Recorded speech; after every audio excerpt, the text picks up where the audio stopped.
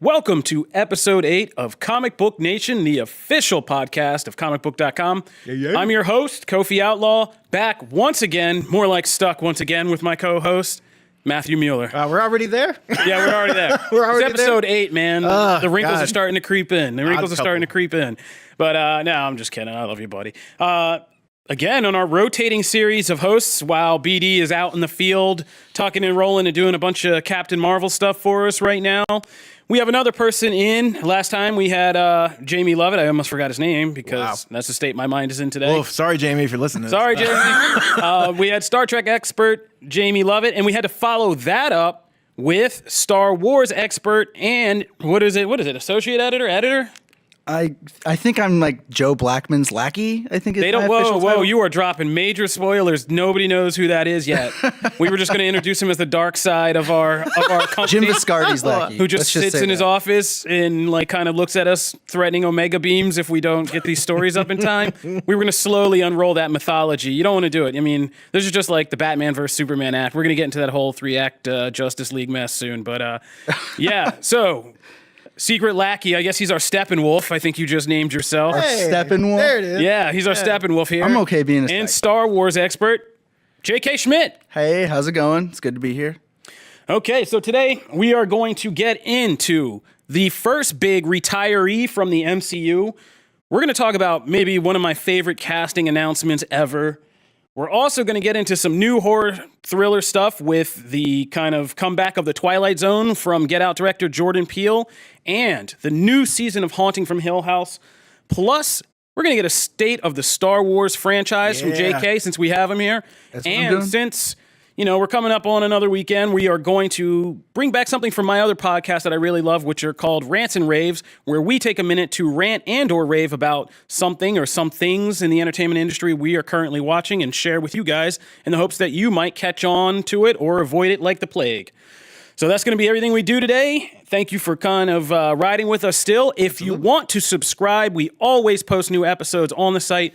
You can get an RSS feed subscription there. You can also subscribe on Stitcher, Spotify, iTunes, everything from like except Amazon Music. I knew you were going to bring it up. Because Matt's still pulling for that. That's the thing. Maybe one day. Like I pulled for it. When another person signs up for it, Google you Music. maybe will. But for right now, Stitcher, Spotify, iTunes, subscribe, follow us on social media at the hashtag Comic Book Nation, or just talk with each of us. We'll give you our Twitter handles at the end. Let's get into it. So first up today, Gwyneth Paltrow, who plays Pepper Potts to Robert Downey Jr.'s Iron Man and was one of the first architects to help kick off this whole MCU saga. She's retiring after Avengers Endgame. She is not renewing her contract with Marvel Studios, and she's kind of stepping off to the sun, and she posted a whole reasoning behind it. I mean, it loosely based, it just says, like, she loves Marvel, she has kids, she loves the fantasy and all the things she's done, but she's getting too old. It's not like she can suit up, and, you know, she didn't say it in so many words, but basically she laid out that there's better things for her to be doing with her time and career than playing, you know, the lady interest to Robert Downey Jr. I mean, the whole game has changed. We got Captain Marvel coming. Like, these old Phase 1 love interest things, roles are getting kind of, I would say, dated. Absolutely. And so she's moving on. I mean, she's got Goop to run, which is her unfortunately titled magazine, and she's got stuff. I mean, she's like thinking mogul and making, you know, bigger moves. So, I mean, it is probably time. The only reason we really want to bring this up and talk about it is because of, I mean, I feel bad, but not exactly saying goodbye to Gwyneth Paltrow, which is more like, oh, okay. But what it may imply. It's just kind of hard. We were talking before the show for us to imagine that there's going to be major storylines with Iron Man or like a whole Iron Man movie that wouldn't have Pepper Potts or like Gwyneth Paltrow in it. So it kind of makes us wonder, like, as speculated, will Robert Downey Jr. probably die or take just a smaller kind of step back cameo role in the MCU after Endgame? I personally think I've always thought that's what's going to happen here. I remember the rumors that Marvel was considering an Ironheart movie. I still think that's something that would be kind of on the horizon. Riri, yeah, buddy. Yeah, with Riri Williams. And so I think that's my take on it. I want to hear what you guys have to say real quick.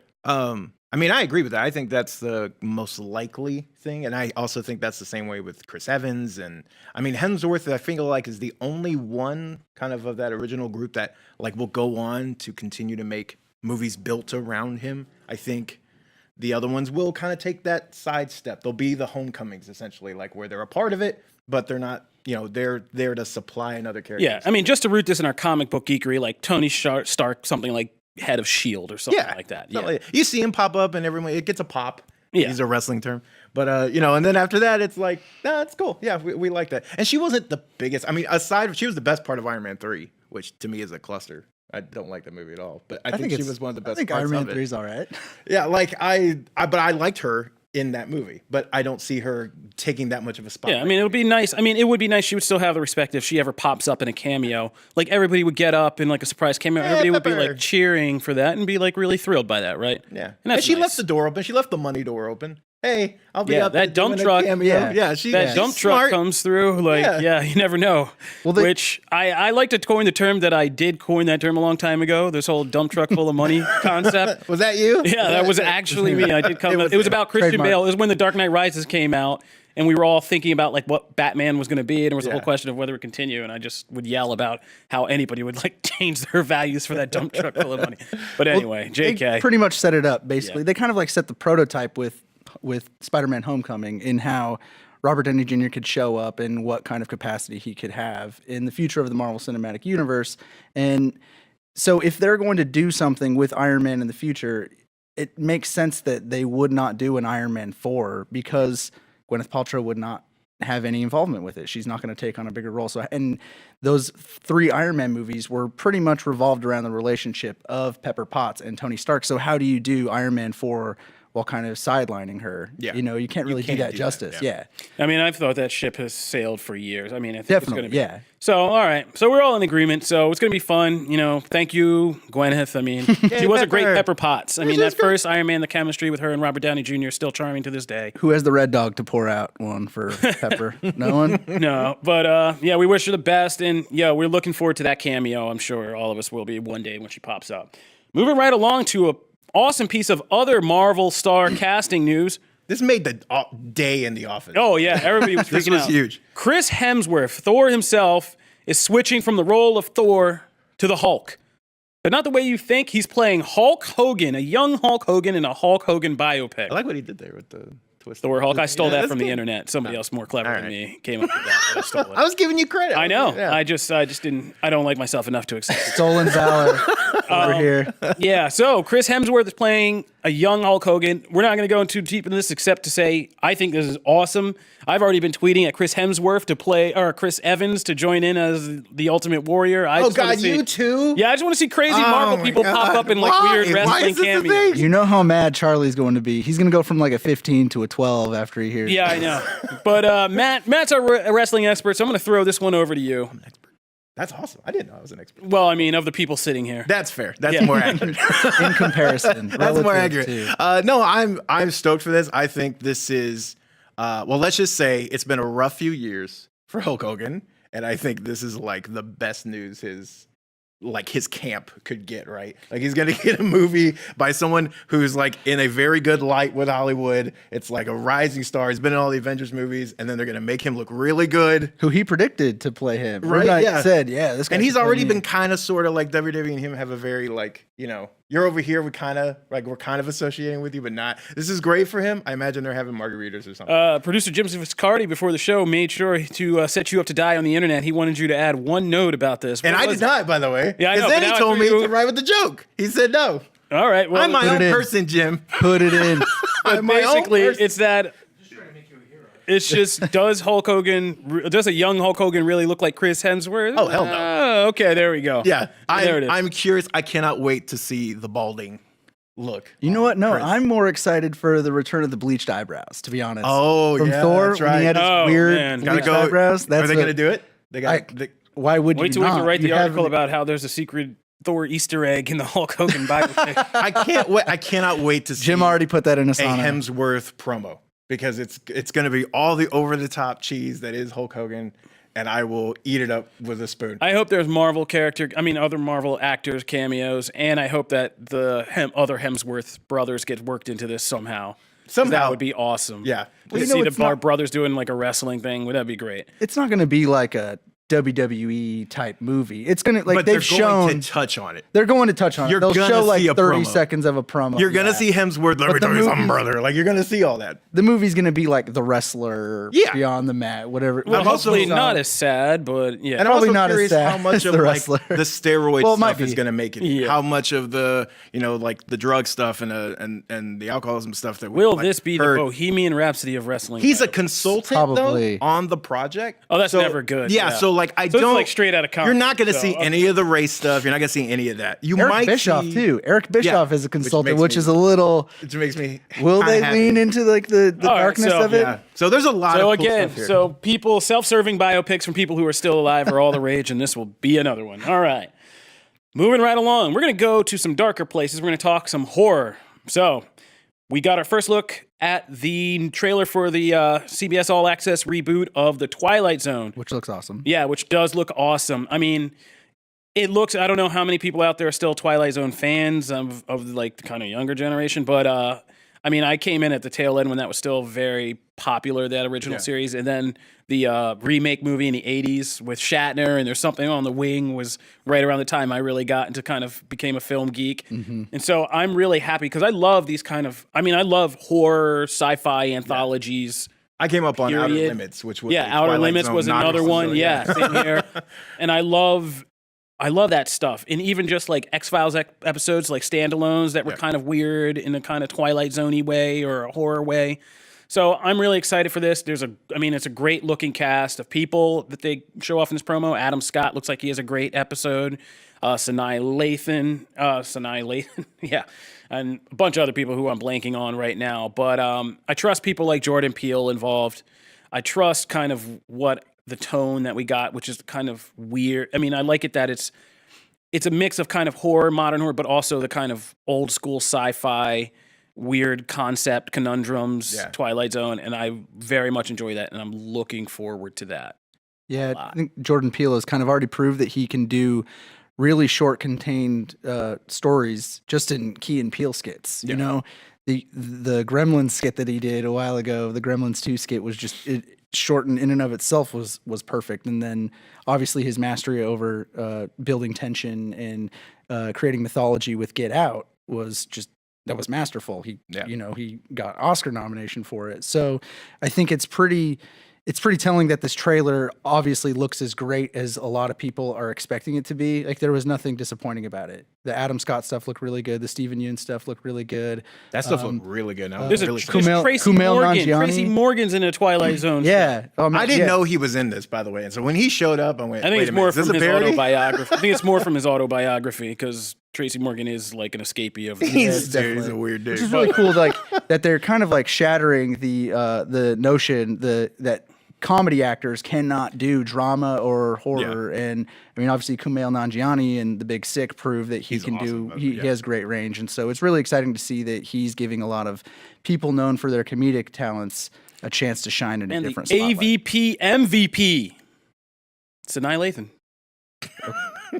Oh, that's where she's from. Yeah, Oh, just say the name AVP. Yeah. Which is actually like a really good movie. Yeah, we'll I mean, get into it's that one day shitty, but about it's how good. underrated AVP the first. It is. one It is good. If So that you good. I mean, we think disagree, we're all you're in wrong. for the Twilight Zone. It's coming out April, CBS All Access. If you're a fan, I mean, they're adding a good. We just kind of stumped for Star Trek Discovery last time Jamie was here. So that's a good sci-fi entry. That's a good horror entry. And it seems like they're trying to build some programming, and they got our attention. So moving right along to something that already got everybody's attention, and that was The Haunting of Hill House last year. we got an update from Netflix today about The Haunting of Hill House Season 2. And basically, there's a lot of interesting things happening with this franchise. If you didn't see it, the first season, Haunting of Hill House, was about a family who grew up in this house that was haunted, and it kind of took place between when they were kids and when they were adults, and it was about all this drama that happened in their family. It was basically like a horror version of This Is Us. And Wow, I've never heard it described that way. I mean, that's like how everybody described it when it first came out. I'm totally oblivious. But, and it was personally, I thought it was very well done. I didn't think the family drama overrode. But this thing is getting stretched out and becoming an anthology series like we were just talking about. And it's going to be The Haunting will be the proper title of the anthology. And the Season 2 anthology will be called The Haunting of Bly Manor. And basically, Bly Manor is a setting from a novel by Henry James called The Turn of the Screw, which is a kind of gothic horror piece of literature. And in The Turning of the Screw is about a governess who comes to this haunted place called Bly Manor, and while she's taking care of the 2 orphans who are kind of living there. And she begins to think that the house is haunted by spirits and that the children might be ghosts themselves. And there's a question as to whether she's kind of crazy, mentally ill, or is there something supernatural happening? So you can kind of guess about, why this would be appealing to the makers of Haunting of Hill House. Because Haunting of Hill House The Haunting, they basically have this formula where they're taking horror, but making it walk a line with some other kind of dramatic or genre type deal.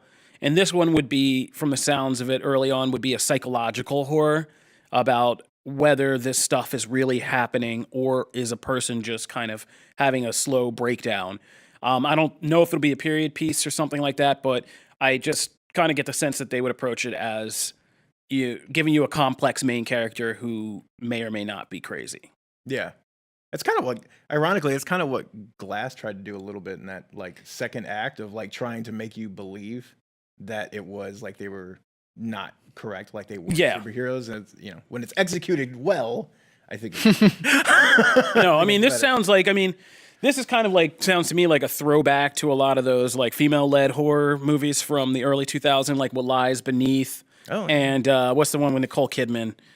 Oh man, The Others. Yes, The Others and What Lies Beneath, which were both the same kind of concept. What Lies Beneath is the Michelle Pfeiffer, Harrison Ford one. Harrison Ford one. Yeah, I dug that one. Exact same concept, and it works for women for a different reason. I mean, it's a metaphor about is it female hysteria? Because there's always some main character being like, "You're just hysterical. Yeah. We don't know if you're real," and then it turns out great staple. And in What Lies Beneath, it turns out the husband's a scumbag who did all this crazy stuff, gaslighting his wife, and the wife's. It's like a metaphor for a wife being able to send, and so on and so forth. So. We're kind of excited about that. I loved Hill House. How about you guys? You excited for this new kind of take on it? So, for me personally, I fell asleep the first couple times I tried to watch Haunting Hill House. But I mean, I work late and I have kids, and I put on a show that's really moody and atmospheric, and all of a sudden That's fair. But I really like the implications that it has because really my favorite kind of horror stories are ghost stories and haunting stories. It Follows is one of my favorite horror movies. The Conjuring is a very classic franchise, for being as by the numbers as it is. And this really kind of sets the stage for another cool horror anthology to move in different directions. Because, when I heard that they were going to pretty much go with the title scheme of The Haunting, and this one's called The Haunting of Bly Manor, I'm kind of excited for what the future of that represents, because they can do the haunting of a person, the haunting of this object, the haunting of another house. Yeah, it's not, and they're doing it again, kind of setting the format for it, that it's going to be another setting. It's in a really probably cool gothic looking location that is going to be very beautiful on the screen, kind of like how The Haunting of Hill House was, but they have a lot of leeway to go in any direction that they want with it, and I think that's pretty exciting. I want to see the haunting of Family Dollar. I want to see a haunting of a really bright. You want to see that? Just go there on a weeknight.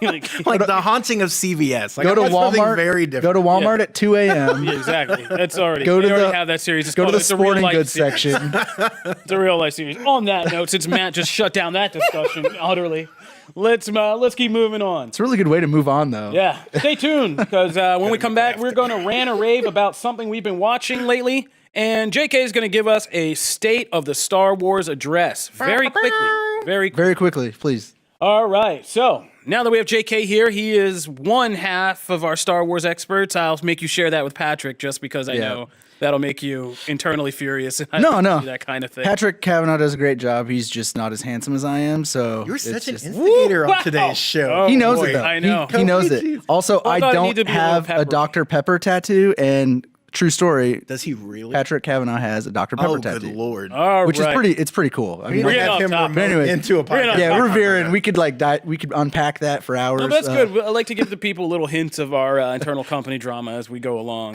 Yeah, of course. As much as Jim allows me to before those pieces. He's get doing the edited cut off. Yeah. He's doing that cut off thing right now. Like, please. But move on. JK, take us through. There's some stuff happening with Star Wars. I mean, we've talked about episode you guys have 9 done a to great death. job. Yeah, so let's. You guys have but done a great job We're talking of about running Star Trek through- expanding its franchise, and to instigate further, Star Wars isn't going to be outdone. Not on the TV screen. Well, I mean, it's like a recent comeback. I mean, let's be honest. But I mean, like, yeah, you guys have we've pretty much gone through episode 9. Don't expect the title until around Celebration for Endgame. A trailer probably around that time. We know the Mandalorian's coming out. They just recently wrapped filming on that. So Jon Favreau's show is going to hit Disney Plus whenever. It's probably be like the flagship show that hits. We do know Cassian Andor is going to get his own little Which is Rogue what One. I'm so excited about because I'm I'm the guy.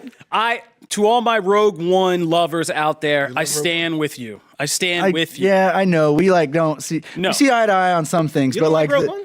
I don't really like the grim and gritty version of Star Wars, and I understand a lot of people do. Like, a I'm lot of kids excited. grew up on it. They like the more mature version. That for me, that's just not what I I'm also into, just personally. love Cassian Andor as I don't think that movie did enough with him because I think in a weird way I think he was Like, more develop a interesting personality focus. for him? Yeah, no, I thought it agree. did. I thought he would have. I actually think he would have been a better focus because that kind of movie.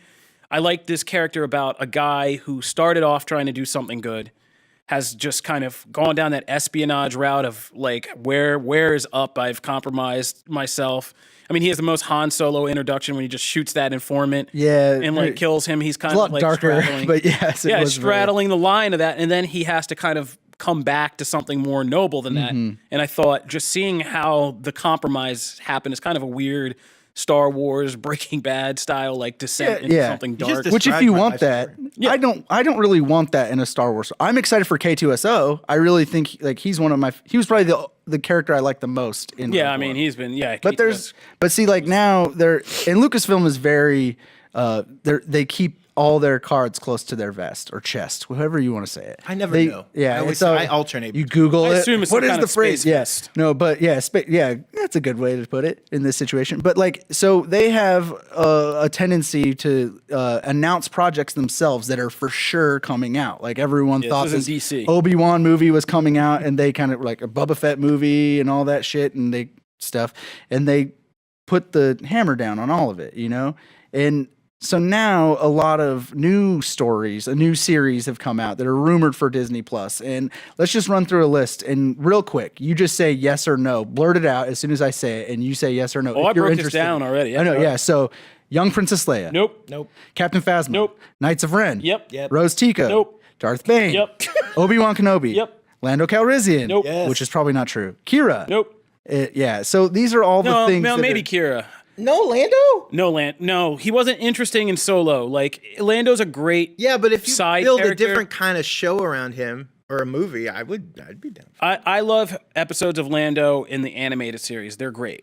Like they're great. But that's He's also kind of- because like Billy D. Williams Yeah. has that sweet charm. Where he's just like, him hey, just kind how's of it like going? smoothly just swaggering his way through every situation is great. But I don't think you could sustain it for a whole show Yeah. where you have to, because you'd have to show many sides of him and you'd have to be vulnerable. He'd have to be unsure. And that's just not Lando. Like that doesn't make it fun to me. All right. Well, really, any of those characters, I feel like you can't really sustain a show off of. Princess Leia would be cool because you could do like the whole burgeoning of the rebellion and showing her balancing her life as a royal to being a rebel. But really, like I'm not super interested in that. Can I take a note back?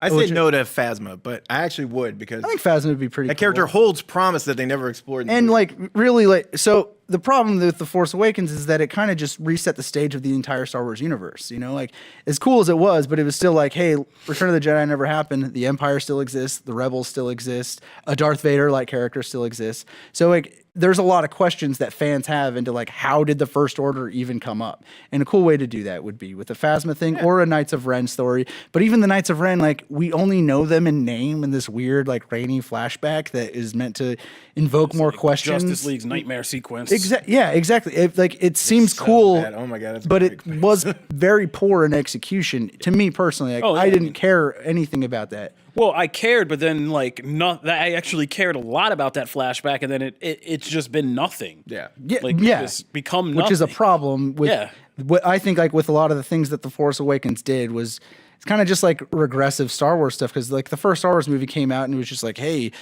your dad was a great pilot. These things called the Clone Wars happened. The Old Republic was dissolved. And that's it. These are things that happened, and here you go. You're going to go off on this great adventure, and it's not that you're anyone significant in the galaxy. It's just that you are you. And then Empire Strikes Back happens, and you go through that entire movie thinking that same thing until the very end.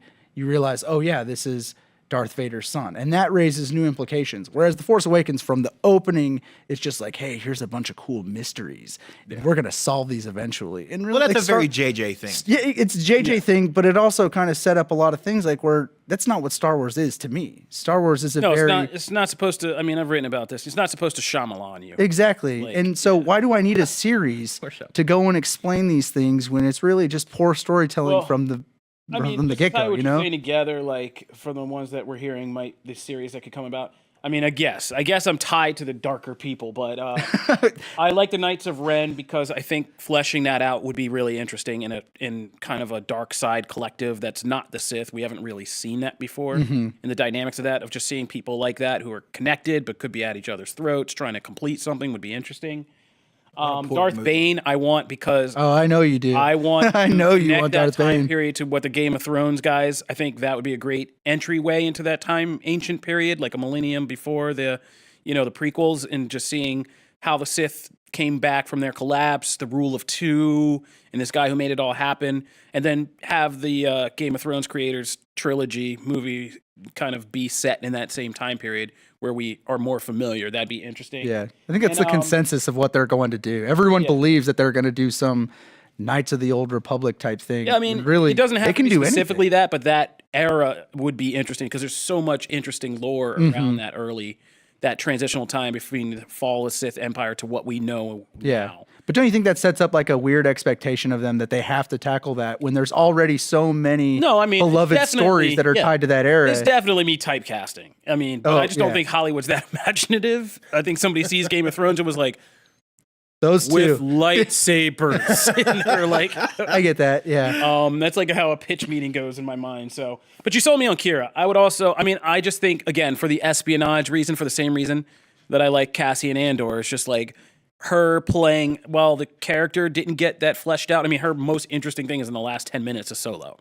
Where you're like, true. Wait, she's a ninja this whole time? Yeah, and you're exactly. Why was all this? And then I can see she's a conspiring crime lord / ninja, and you're like, well, this would have been better throughout this whole movie. But I would like to see more of her and what happened to her and what she did. And Emilia Clarke's a good enough actress. Yes. I threw the enough in there. Good enough. No, she's great. Yeah. She's great in what she's been getting. Pull that off. Let's ignore Terminator, but let's just she wasn't a move on problem. past, we can ignore that. So that's just me. But let's wrap it up with maybe which ones you guys really want to see. To be honest, none of those sound super exciting. Cool. I know. But the thing is I love Star Wars enough that if you can convince me, I'm not going to just go into it hating it. I don't know what I want, to be honest. I want it's Star Wars. That's the coolest thing about it, is that it can go in so many different directions. So I don't really I'm not making these shows, so I can't really say I want made a real impression on you. Oh yeah, I know. It did. My heart. Kid with a mop. Be still. This is everything I wanted. No, I'm just kidding. Everything I didn't know I wanted. I mean, I'm looking forward to Rian Johnson's next trilogy. Definitely. My want. For That's at Matt Mueller CB. I'm saying no, but you Last Jedi. I love The Last Warriors. Jedi, and I think it's the most interesting. I mean, I agree with him in a lot of ways. Yeah. It's only I also Brandon. Yeah, we'll throw him under the bus. It's only Brandon who's a hater. I also want an Elimination Entertainment Porg movie. That's what I really want. Okay. They already exist. Just go watch Minions. No, I want them to take on the Porgs and have little personalities. It's the same thing. Moving right along, because time is tight.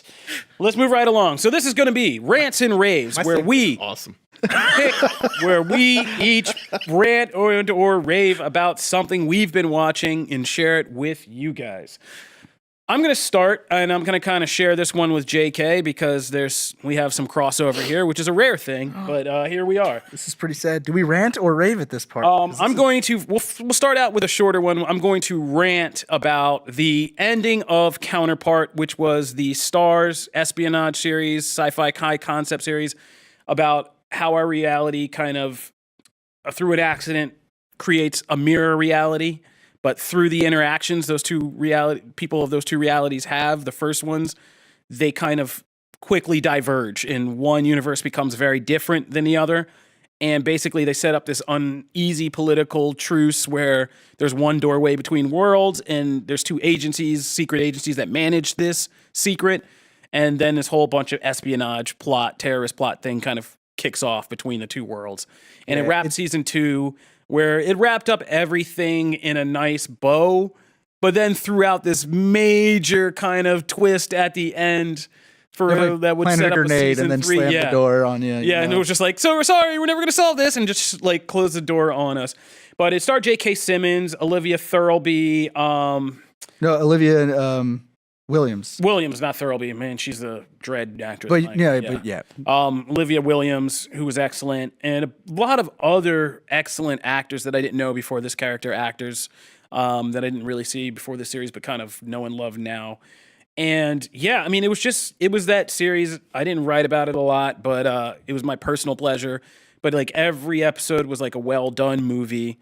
Very good drama, suspense, characters that you could attach to, and J.K. Simmons is fantastic. And it was great because these were really fantastic actors who, for the most part out of the cast, had to play at least like 2 roles. And it was excellent. And it started out in first season as just kind of a high concept, but in season 2, it really smoothed out into something a lot more interesting, with a lot more interesting mythos and backstory that actually was very satisfying. And so it was a big loss, and JK and I would talk about it because we were both regular watchers, and I hope it gets saved. I really do. Same here. I think it would be great for a streaming service. Like, I think it would be great on Amazon, to give Prime some shout out for you, Matt. Hey, there you go. Yeah. And I think it would be great, and I hope it gets picked up somewhere else for at least another season, because there is more story to tell, and I hope it wraps up. Yeah, agreed. It was really wonderful. It was probably one of my favorite shows. Other than I mean, it was critically acclaimed. I mean, let's just put it out there. Ratings weren't the highest, but it was critically acclaimed. It was like on Stars, though. I mean, like, yeah, I know that's the bar. Yeah, Power is the bar. Yeah. Like Veronica Mars was Outlander and Outlander, Power. Power. That's it. Yeah, those are the bars right there. It really became down to it that Stars didn't want to pay for it because they didn't own it. That's what it came down exactly. to. So hopefully there's a lot of that going around on Marvel Netflix. So there's a lot of that going around right now. It's true. So get your hashtags started. Bring back Counterpart. Hashtag save Counterpart. And make here's it the thing, dude. all your hashtags have to say it twice. Bring back Counterpart. Bring back It's Counterpart. worked how many times now, though? Yeah, a lot. It's worked a lot more. now. No, I feel like it's worked a lot Brooklyn less than it Nine-Nine, has. right? Brooklyn Nine-Nine kind of had a campaign. So did Lucifer. So did all these shows are finding their way back. What was that? What was that Skeet Ulrich show? Oh man, where they sent all the peanuts. Oh gosh. Jericho. Yes. Okay. If they can bring back Jericho, crazy. Yeah. if they can bring My back grandparents' Jericho, favorite show. Yeah, if they can bring back Jericho for another season, we should get another Counterpart. And I'll leave it right there. Jericho. I'm going to rave about the new Netflix series Umbrella Academy, based on the comic book series. I didn't read the comics. I'll let anybody else up here who read the comics. I haven't either. Did you? JK? I have not. Okay. We've all watched. So we show hear without- Comic Jim book- Viscardi is like our resident My Chemical Romance fan, so we should like. Really? I didn't know that about you. He's Megan's the also diehard. a big Umbrella Academy person. But here. yeah, so the comic was written by Gerard Way. The series was like co-created with Gerard Way, who helped out.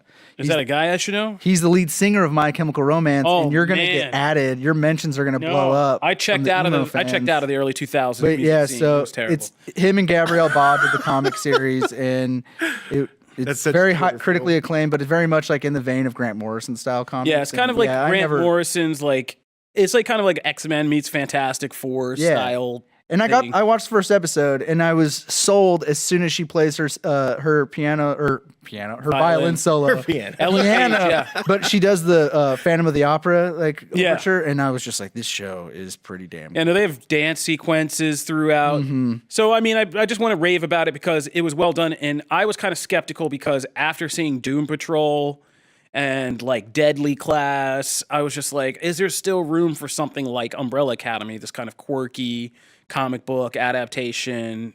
I'll frankly say with some hipster overtones, like, will it be good? And it turned out to be really good. The cast is really good.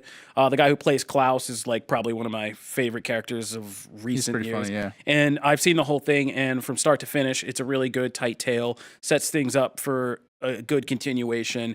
And if you're looking for something to stream or binge or something really good just to kind of fall into right now, Umbrella Academy is good. It has like X-Men's Ellen Page, Mary J. Blige, who's surprisingly good. I haven't got to her yet, but I'm very her excited. role about as that. an assassin in this. Is she a better actor than she is a rapper?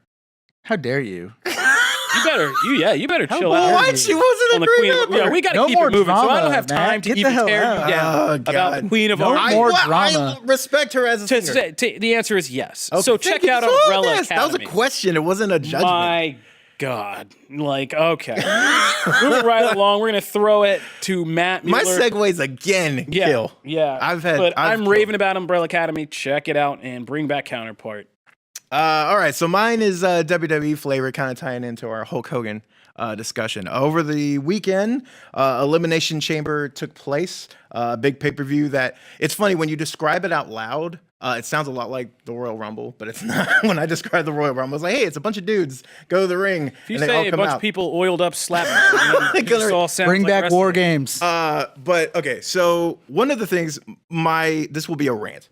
Because Vince McMahon, who's always saying things that will get the community pissed off in like half a second, recently, now this is a rumor, this is from Dave Meltzer, who is kind of a respected WWE industry insider. So according to a rumor, he heard that Vince McMahon essentially said they called up a bunch of NXT people recently and had them come in at Raw and SmackDown and just no announcement, just like show up and like take part in matches. They all won, so they got to clean. Like they really pushed them, right? People were like, "Well, that's got just out of nowhere." Well, evidently, he said he did it because the current roster, none of them are going to be superstars.